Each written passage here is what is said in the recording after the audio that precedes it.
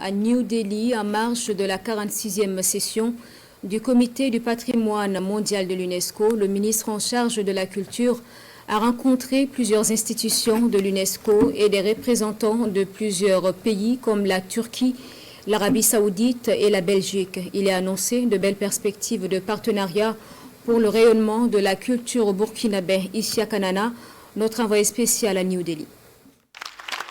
La diplomatie culturelle burkinabé est un levier bien en marche ici à New Delhi.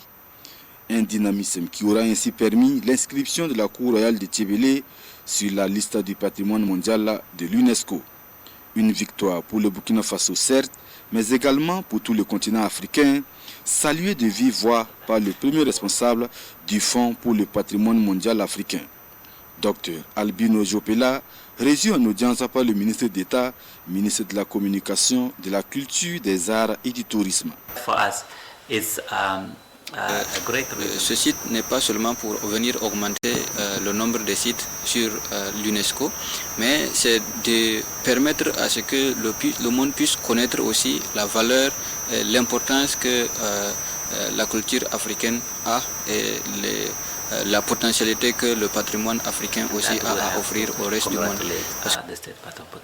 Faire du patrimoine culturel un moteur de la croissance économique et sociale, une vision commune partagée par le Burkina Faso et le Centre international d'études pour la conservation et la restauration des biens culturels ICROM. Au ministre en charge de la culture, la directrice générale de l'institution signifie sa disponibilité à accompagner davantage le Burkina Faso. On va voir comment créer au Burkina Faso ce qu'on appelle les Youth Hub.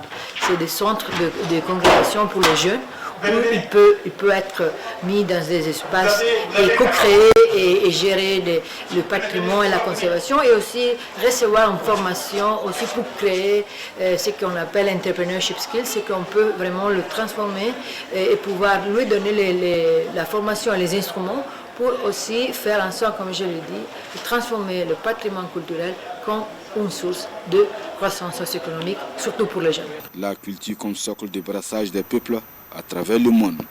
Une ambition commune affichée par la Chine, la Russie, la Belgique, la Turquie, l'Arabie Saoudite, ainsi que le sous-directeur général de l'UNESCO pour la culture à ces séances de travail.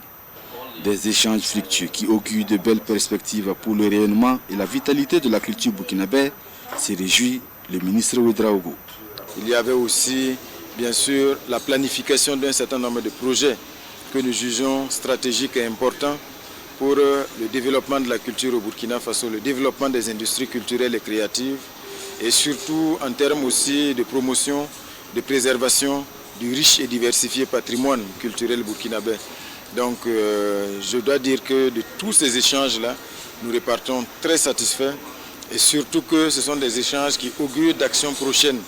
Le ministre d'État traduit par ailleurs sa reconnaissance à toutes ces délégations pour le soutien apporté au Burkina Faso pour l'inscription de la Cour royale de Tchébélé sur la liste du patrimoine mondial de l'UNESCO.